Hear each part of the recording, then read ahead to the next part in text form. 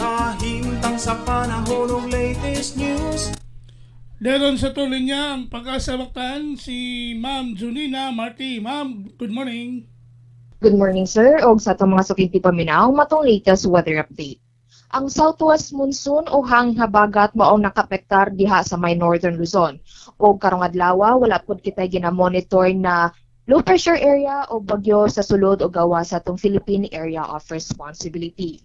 O para naman sa itong weather condition dinhi sa Kabisayaan, padayon gyapon kitang makasinati sa generally fair weather nga nalay tsansa sa mga patak-patak na pagulan pagpanugdog og kilat.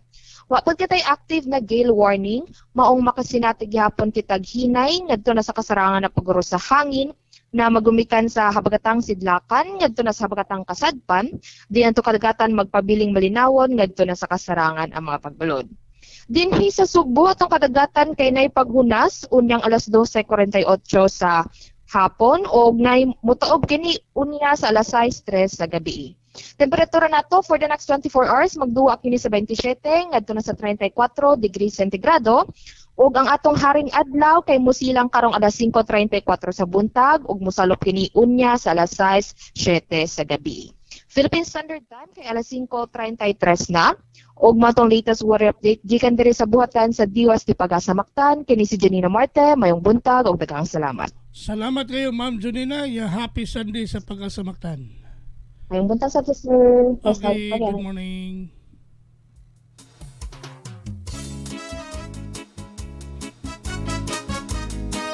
Inyo gadabati ang atong dagan sa kahimtang sa panahon. Action. Nining adlaw ga Domingo, pizza 3 bulan sa Agosto, tuig 2025. Ang atong dagan sa kahimtang sa panahon kun weather update, pinagi ni Ma'am Junina Marti ang atong weather specialist gikan sa Pag-asa Mactan.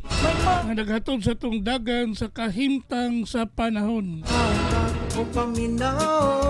Salamat kayo sa Pag-asa Mactan ug mayong buntag kanatong tanan.